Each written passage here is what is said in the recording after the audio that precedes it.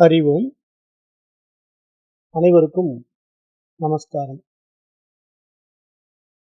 இப்ப நாம சாந்தோக்கிய உபநிஷதம் வகுப்பு பார்த்துக்கிட்டு இருக்கோம். இப்ப இந்த சாந்தோக்கிய உபநிஷத்துல பிரஜாபதி வித்யா அப்படிங்கிற ஒரு முக்கியமான வித்தைய பார்த்தோம். அதுல இந்திரன், விரோச்சனன் என்ற 2 மாணவர்கள் நான்முக பிரம்மாவாகிய பிரஜாபதி இடத்துல படிக்க வராங்க. அப்படி வந்தவங்க ஆன்மாவை பற்றி தெரிந்து கொள்ள வேண்டும் என்று கேட்கிறாங்க. அதுக்கு அவர் விளக்கம் கொடுக்கிறாரு. இந்த கண்ணில் தெரிகின்றது எதுவோ அதுதான் ஆன்மா அப்படின்னு சொன்ன உடனே, இப்ப இவங்க என்ன பண்றாங்க? கண்ணுக்குள்ள தெரிகிறதா சிலர் கற்பனை பண்ணிக்கிறாங்க இல்லையா? இப்ப இந்த பாடத்திட்டத்தை படிச்சுட்டு அரைகுறை அறிவு இருக்குதுல்ல, அவங்கெல்லாம் என்ன பண்ணுவாங்க அப்படின்னா, கண்ணுக்குள்ள கடவுள் இருக்காருங்கிற மாதிரி ஒரு கூட்டம் இருக்கு. இப்பவும் இருக்கு. அதெல்லாம் எப்படின்னா, கண்ணுக்குள்ளேயே பார்க்கலாம், கண்ணுக்குள்ளேயே ஆன்மா இருக்கு அப்படின்னு சொல்லி அதுக்குண்டான எதையோ வேலையெல்லாம் செஞ்சுட்டு இருக்காங்க. அது ஒரு பெரிய கூட்டமே இருக்குங்க. கண்மணிக்குள்ள கடவுள் இருக்காரு அப்படின்ட்டு அதை சொல்லி கொடுக்கறதுக்குன்னே ஒரு பெரிய கூட்டம். அதுக்கு நிறைய சிஷ்யர்கள், அதுக்கு ஏகப்பட்ட பாடத்திட்டங்கள்லாம் வச்சு ஒரு பெரிய ஆர்ப்பாட்டமே போயிட்டு இருக்கு.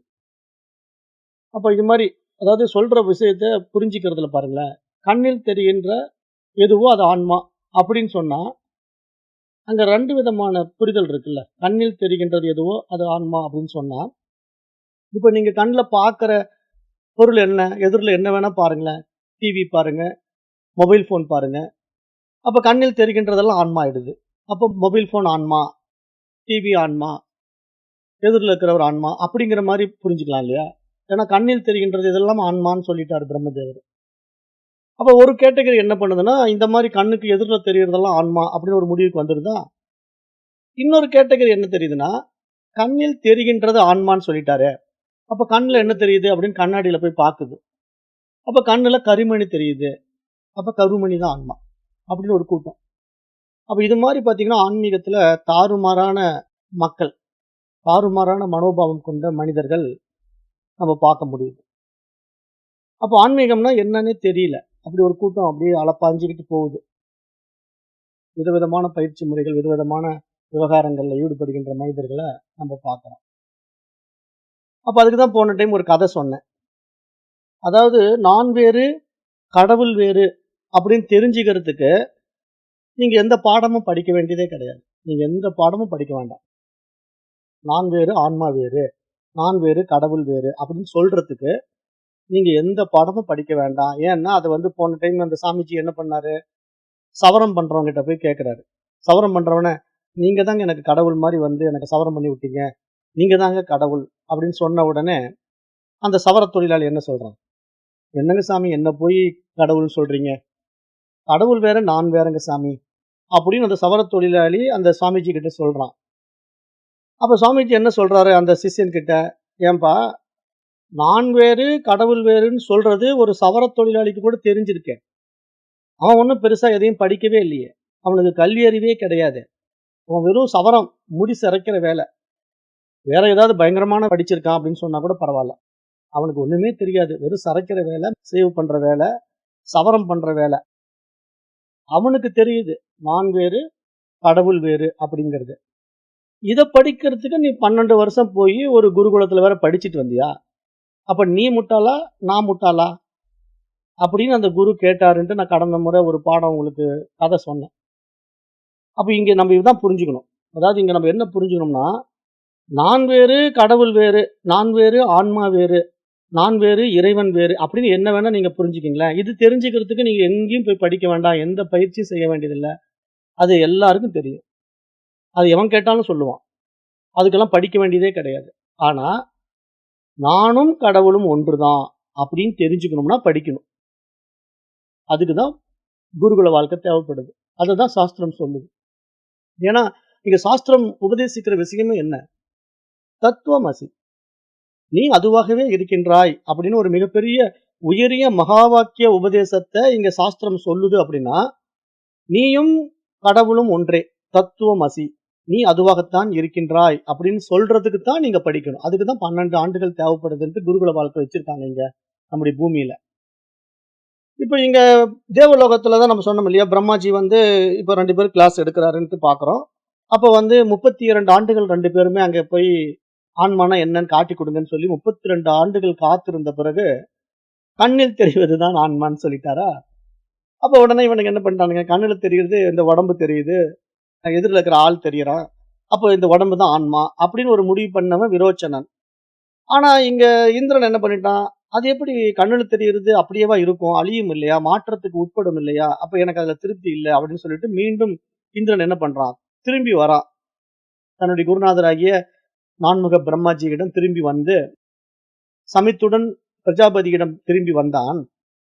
அவனைக் கண்ட பிரஜாபதி அவனிடத்திலே, "இந்திரா, திருப்தியுற்ற மனத்தினனாய் விரோச்சனனுடன் நீ உன் இருப்பிடத்திற்கு திரும்பினாயே, இப்போது எதை விரும்பி மீண்டும் திரும்பி வந்துள்ளாய்?" என்று கேட்டார். அதற்கு இந்திரன், "இந்த உடம்பை நன்றாக அலங்கரித்தால் ஆன்மாவை அலங்கரித்ததாகிறது. உடம்புக்கு நல்ல உடை அணிந்தால் ஆன்மாவுக்கு நல்ல உடை அணிவித்ததாகிறது.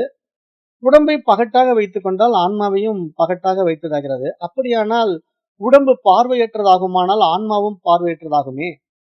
உடம்பு ஊனமுற்றதாக மாறினால் ஆன்மாவும் ஊனமுற்றதாகுமே. அப்ப உடம்பு காயப்பட்டால் ஆன்மாவும் காயப்படுமே. உடம்பு அழிந்தால் ஆன்மாவும் அழிந்து விடுமே. இத்தகைய கருத்தில் நான் எந்த சிறப்பையும் காணவில்லை" அப்படின்னு அவன் பதில் குடுத்தான் அப்படின்னு நம்ம பார்த்தோம் இல்லையா? அப்போ இவன் புரிஞ்சுக்கிறான். யாரு? இந்திரன் புரிஞ்சுக்கிறான். இந்த உடம்பு அழியக்கூடிய உடம்பு. இது மாறுதலுக்கு உட்படுகின்ற உடம்பு.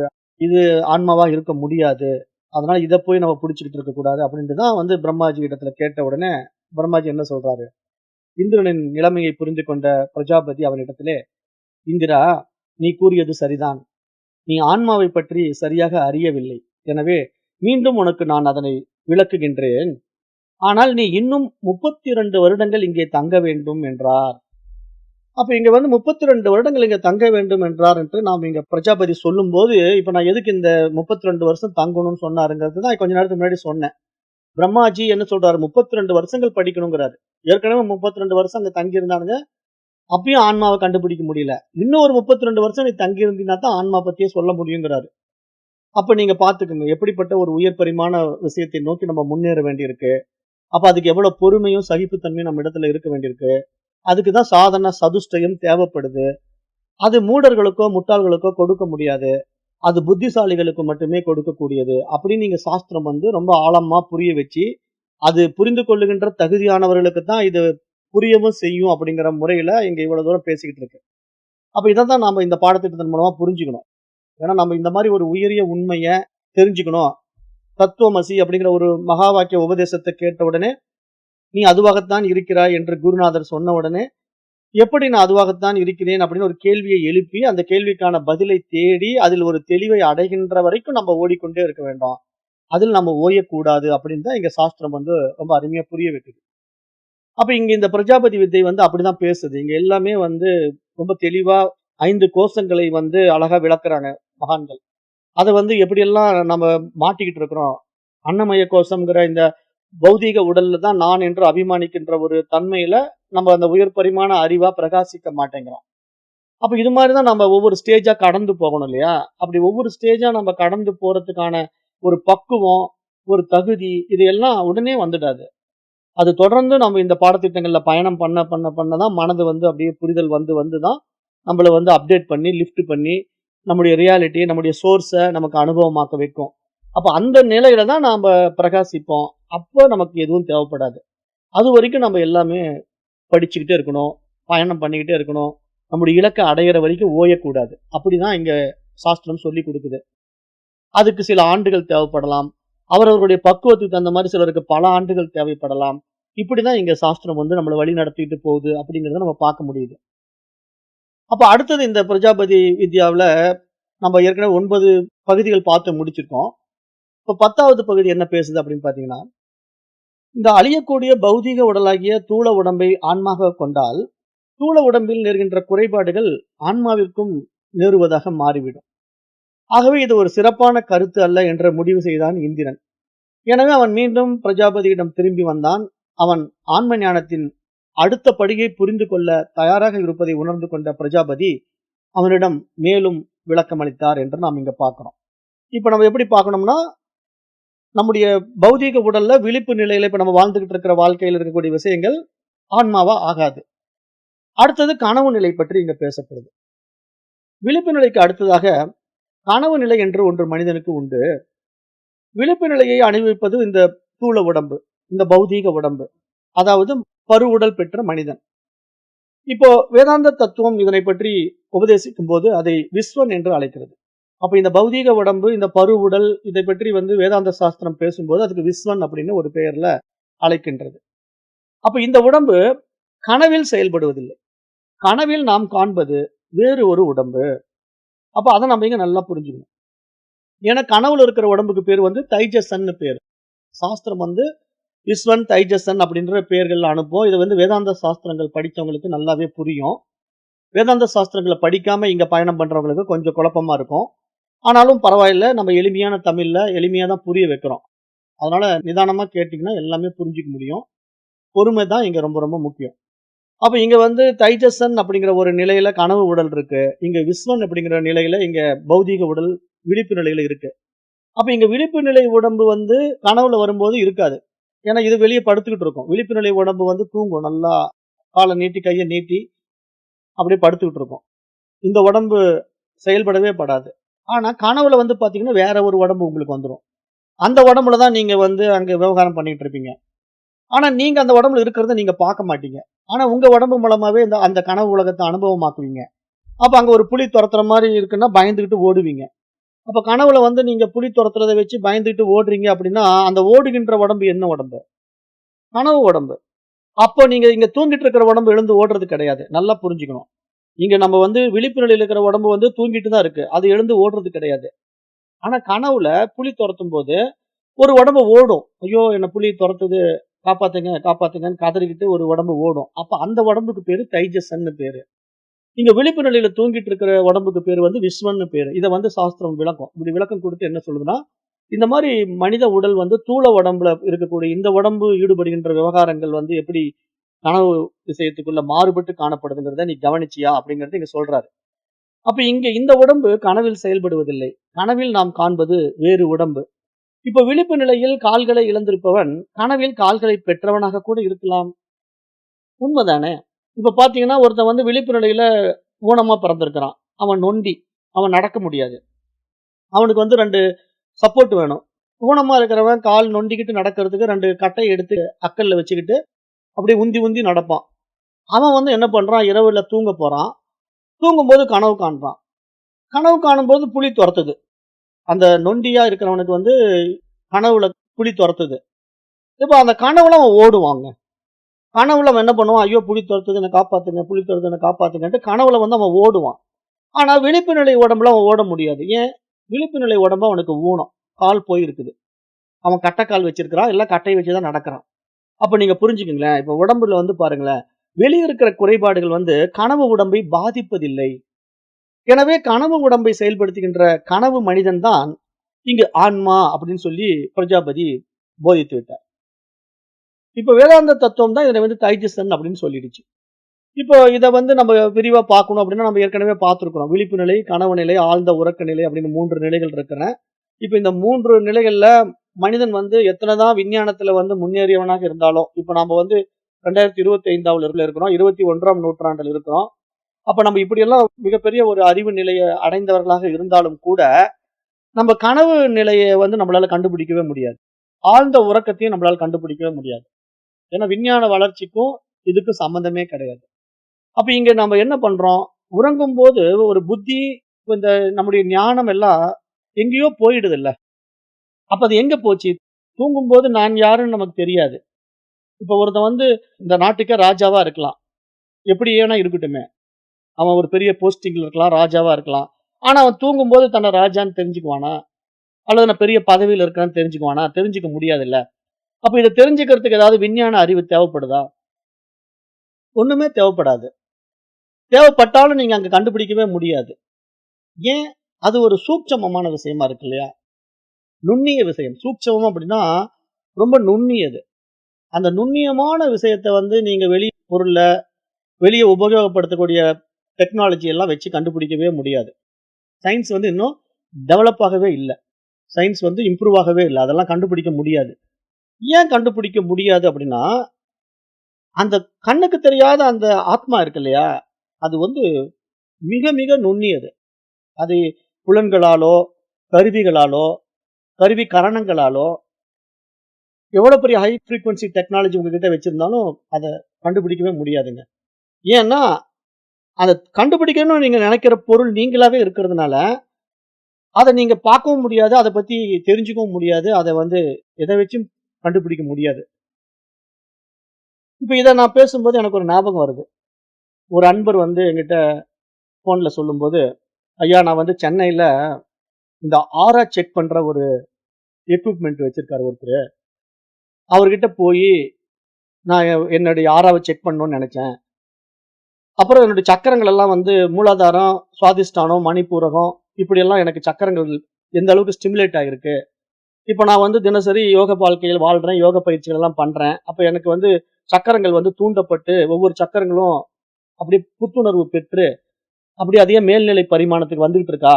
அது எங்க வருது? எப்படி ஏறி இருக்கு? அது வந்து மேல போய் பிரம்மரந்திரத்த அடைஞ்சிருச்சா? இதெல்லாம் தெரிஞ்சுக்க முடியுமான்னு பார்க்கும்போது ஒருத்தர் சொன்னாரு, "ஒரு மெஷின் வந்திருக்கு. அது தைவான், மலேசியாவுல இருந்து இம்போர்ட் பண்ணியிருக்காங்க. அந்த மெஷின் வந்து ரூ. 1,50,000. நீங்க அந்த மெஷின்ல போய் உட்கார்ந்தீங்கன்னா, அது அவரு சில ஒயர் எல்லாம் எடுத்து கனெக்ஷன் குடுத்துருவாரு. ஸ்கேன் பண்ணுவாரு. உடனே உங்களுடைய ஆரா வந்து எவ்வளவு இருக்குன்னு தெரியும். அப்புறம் உங்களுடைய சக்கரங்கள் வந்து குண்டலினி சக்கரத்துல வந்து மூலாதாரம் எந்த அளவுக்கு வெளிப்பட்டிருக்கு. அப்புறம் சுவாதிஷ்டானம் எந்த அளவுக்கு முன்னேறி இருக்கு அப்படின்னு ஒவ்வொரு சக்கரங்களும் உங்களுடைய நிறங்கள வச்சு, அதனுடைய இம்ப்ரூவ்மென்ட் எந்த இடத்துல நீங்க இன்னும் இம்ப்ரூவ் ஆகணும் அப்படிங்கிறதெல்லாம் பார்த்துக்கலாம். அப்படி ஒரு ஸ்கேனிங் மெஷின் வந்திருக்கு. அத நான் செக் பண்றதுக்கு ஒரு செக்கிங்க்கு ரூ. 1000 அப்படி குடுத்து நான் செக் பண்ணி பார்த்தேன். பாருங்க என்னுடைய ரிப்போர்ட்ன்னு சொல்லிட்டு ரிப்போர்ட் அனுப்பிச்சிருந்தாரு.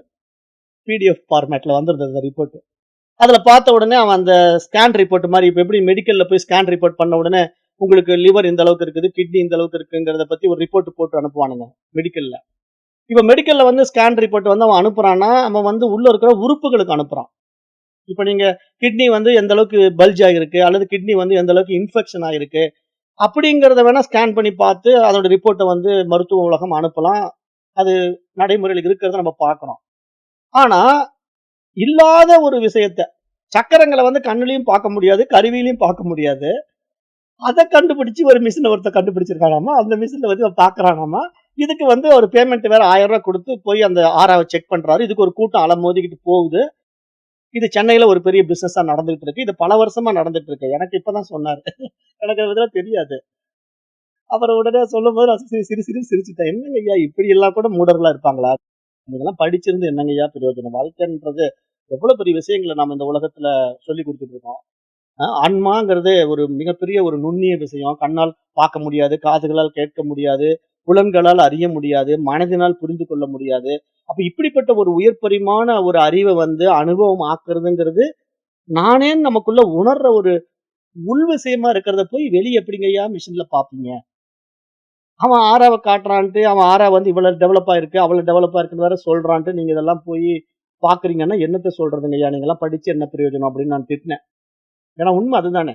ஏன்னா இப்படி இருக்கு. இத வச்சு ஒரு பிசினஸ் சென்டர் ஓடிக்கிட்டு இருக்கு. இத வச்சு அவன் நெனச்சு பாருங்களேன். ஒரு ஆளுக்கு ரூ. 1000 10 பேர் வந்தா ரூ. 10,000 100 பேர் வந்தா ரூ. 1,00,000 அப்ப அவன் ஏன் மல்டி மில்லியனர் ஆக மாட்டான்?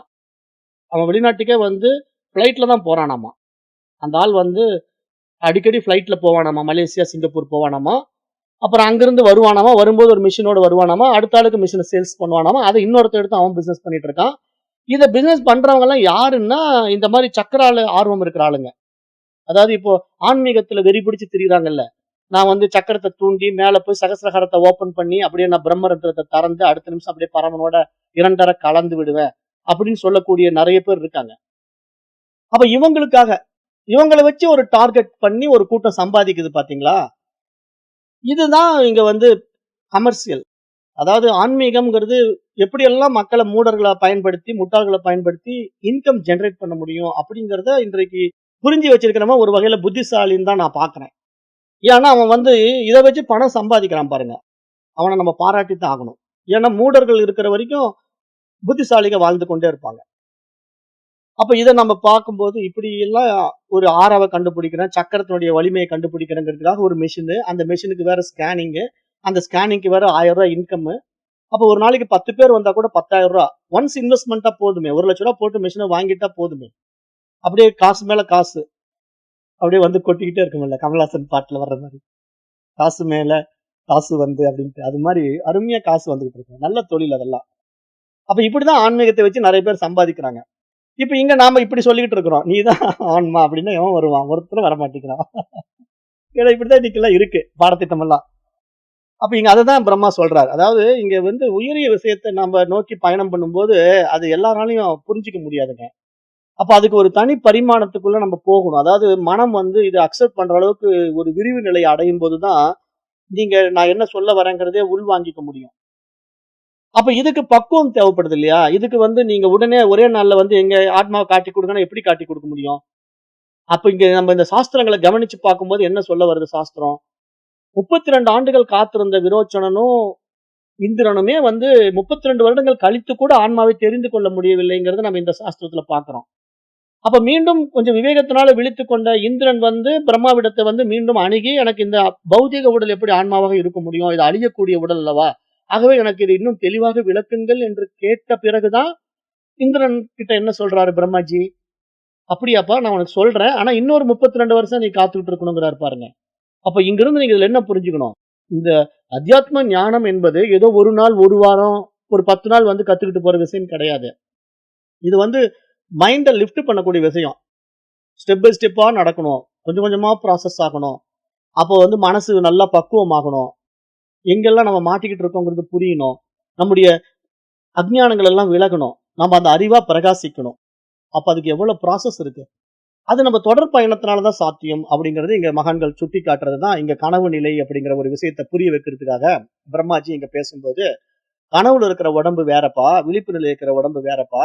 விழிப்பு நிலையில இருக்கிற உடம்புக்கு பேரு விஸ்வன், கனவு நிலையில இருக்கிற உடம்புக்கு பேரு தைஜசன். அப்ப கனவுல இருக்கிற ஒருத்தன் வந்து புலி துரத்தும் போது ஓடலாம். ஆனா விழிப்பு நிலையில இருக்கிறவன் மொண்டியா கூட இருக்கலாம், நொண்டியா கூட இருக்கலாம். அப்போ விழிப்பு நிலையில நொண்டியா இருக்கிறவன் ஓட முடியாது. ஆனா கனவு நிலையில அவன் கனவு காணும்போது ஓடுவான். அப்ப இங்க இரண்டும் வேறு வேறு உடல்கள் அப்படிங்கிற நீ புரிஞ்சுக்கும் போது, அந்த கனவு உடல் தான்ப்பா ஆத்மா அப்படின்னு சொல்லி இந்திரன் கிட்ட சொல்லிட்டாரு. இப்ப இந்திரனுக்கு ஒரு ஒரு குழப்பம் தான். ஏன்னா இப்போ அவர் சொல்றத பார்க்கும்போது இந்த பரு உடல் அழியக்கூடிய உடலா இருக்குது. ஓகே. ஆனா கனவு உடல் வந்து எப்படின்னு தெரியல. சரி பார்ப்போம். அப்ப ஏதோ குரு சொன்னாருன்னா ஏதோ வித்தியாசம் இல்லாம சொல்ல மாட்டாரு. ஏதோ ஒரு காரணம் இல்லாம சொல்ல மாட்டாரு. கரெக்ட்டா தான் சொல்லுவாருன்னு நினைச்சுக்கிட்டு அவன் என்ன பண்றான்? அப்படியே கனவு நிலையை பற்றி ஒரு ஆராய்ச்சி பண்றதுக்காக போறான். பிரஜாபதி கூறுறத கவனிக்கிறான். இப்ப பிரஜாபதி என்ன சொல்றாரு அப்படின்னா, யார் மகிழ்ச்சியுடன் கனவில் உலாவுகிறானோ அவனே ஆன்மா. அவன் மரணமற்றவன், பயமற்றவன், அவனே இறைவன். இதை கேட்ட இந்திரன் திருப்தியுடன் இருப்பிடம் திரும்பினான். அப்ப என்ன பண்ணிட்டான், சரி குரு ஏதோ சொல்றாரு. கனவுல இருக்கிற விஷயம் தானே ஆன்மாங்கிறாரு. அப்ப ஒரு சமயம் கனவுல இருக்கிற அந்த சூட்சும சரீரம் தான் ஆன்மா போல் இருக்கு. அப்ப இந்த பரு உடல் ஆன்மா இல்லங்கிறத நம்ம உறுதிப்படுத்திக்கிட்டோம். அப்ப அப்படி கூட இருக்குமோ அப்படின்னு சொல்லிக்கிட்டே அவன் போறான். அவனுடைய இருப்பிடம் போறதுக்குள்ள அவனுக்கு ஒரு டவுட் வந்துருது. அப்ப அவன் தேவர்களுடைய உலகாங்க இருப்பிடத்தை அடையும் முன்பே ஒரு பிரச்சனையை இந்திரன் எதிர்கொள்ள நேர்ந்தது. இப்ப அவன் என்ன பிரச்சனை எதிர்கொள்றான் அப்படின்னா, இப்ப உடம்பு பார்வையற்றதாக இருந்தால், கனவு உடம்பு பார்வையற்றதாக இருப்பதில்லை. அப்ப தூல உடம்பு ஊனமுற்றதாக இருந்தால், கனவு உடம்பு ஊனமற்றதாக இருப்பதில்லை. அப்ப தூல உடம்பின் குறைபாடுகள் கனவு உடம்பில் காணப்படுவதில்லை. அப்ப தூல உடம்பை வெட்டினால், கனவு உடம்பு வெட்டப்படுவதில்லை. தூல உடம்பின் கால் ஊனமானால், கனவு உடம்பின் கால் ஊனமாவதில்லை. ஆனால் கனவில் அதை கொன்றது போல, யாரோ துரத்துவது போல, துன்பப்படுவது போல காண்கிறோம். கனவில் அந்த உடம்பு அழுவதை கூட காண்கிறோம். இத்தகைய கருத்தில் நான் எந்த சிறப்பையும் காணவில்லை என்று இந்திரன் சிந்திக்க ஆரம்பித்தான் என்று இந்த இடத்துல பார்க்கிறோம். இந்த பாடல்ல, இந்த செயல்ல. அப்ப இங்க என்ன புரிஞ்சுக்கணும் அப்படின்னா, இப்போ கனவு நிலையில இருக்கக்கூடியதுதான் ஆன்மான்ட்டாரா, கனவு உடம்பு தான் ஆன்மான்ட்டாரா? இப்ப கனவு உடம்புல வந்து புலி துரத்துற மாதிரி ஒருத்தன் கனவு காண்றான். அப்ப உடனே அந்த புலி அவனை வந்து கடிக்குது. அவன் கத்துறான். ஐயையோ! புலி கடிக்குது. காப்பாத்துங்க, காப்பாத்துங்கன்னு கத்துறான். புலி வந்து வாயே வச்சிடுச்சு. அவன் ஒரு சதையே வந்து வாய் வச்சு கடிச்சிடுச்சு. கதறிக்கிட்டு அவன் அப்படியே எழுந்திருக்கிறான். பார்த்தா விழிச்சுக்கிட்டான். விழிச்ச பிறகு பார்த்தா எழுந்துகிட்டு இருக்கிறான். ஒரு காயமும் இல்ல.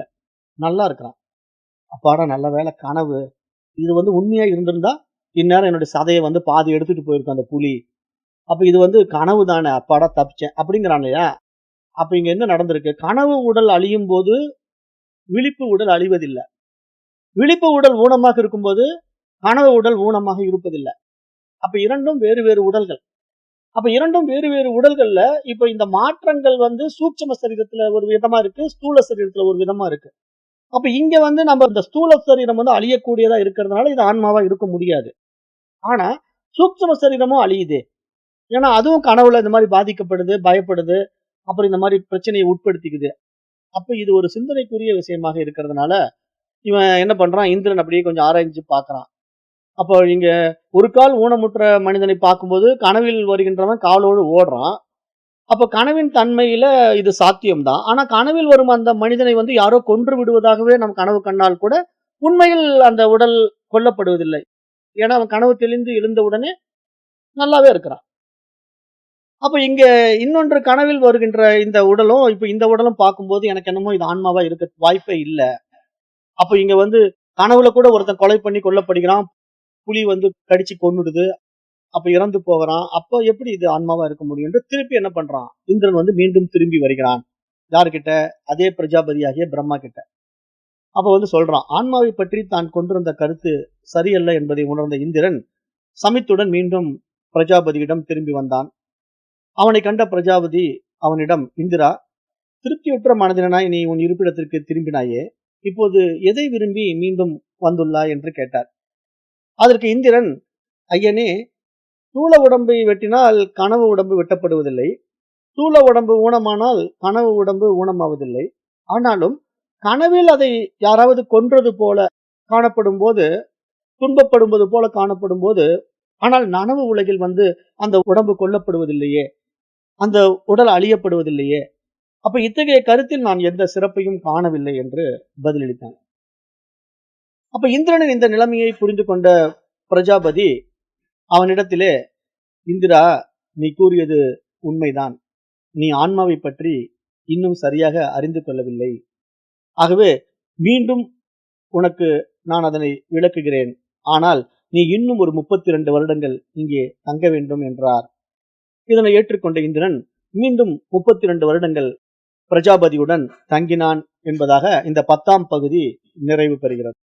அப்ப நாம் இங்க சாந்தோக்கிய உபநிஷத்துல பாருங்களேன், ஒவ்வொரு விஷயத்தையும் தெரிஞ்சுக்கிறதுக்கு ஒரு குறிப்பிட்ட ஆண்டுகள் எடுத்துக்க வேண்டியதா இருக்கு குருகுலத்துல. அப்ப ஃபர்ஸ்ட் ஒரு 32 ஆண்டுகள் எடுத்த பிறகு இந்த பருவுடல் தான் ஆன்மான்னு சொல்லி புரிஞ்சுக்கிட்டான்.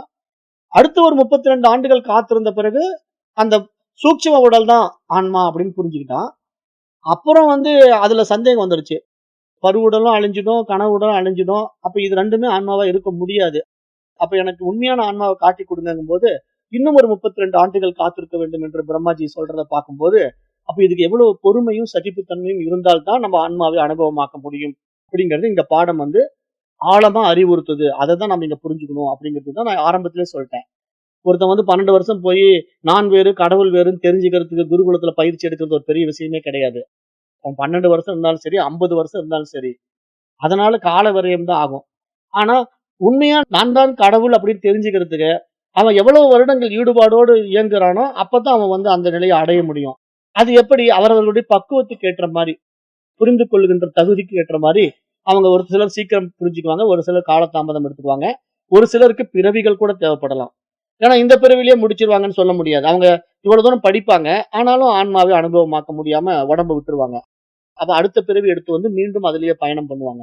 அப்ப இப்படிதான் இந்த வாழ்க்கை வந்து ஒரு சுழற்சியில் இருக்குங்கிறத நம்ம இங்க பாக்குறோம். அப்ப இங்க 3ஆம் படி வந்து அடுத்தது தூக்க நிலை பத்தி பேசுது சாஸ்திரம். அதாவது 3 நிலை: விழிப்பு நிலை, கனவு நிலை, ஆழ் உறக்க நிலையை பற்றி இவ்வளவு ஆழமா பேசிக்கிட்டு இருக்கு. அடுத்த வகுப்புல இதை பார்க்கலாம். அப்ப நேரம் கருதி நான் இன்றைக்கு இந்த வகுப்பை நிறைவு செய்கின்றேன். நன்றி. ஓம் தத் சத்.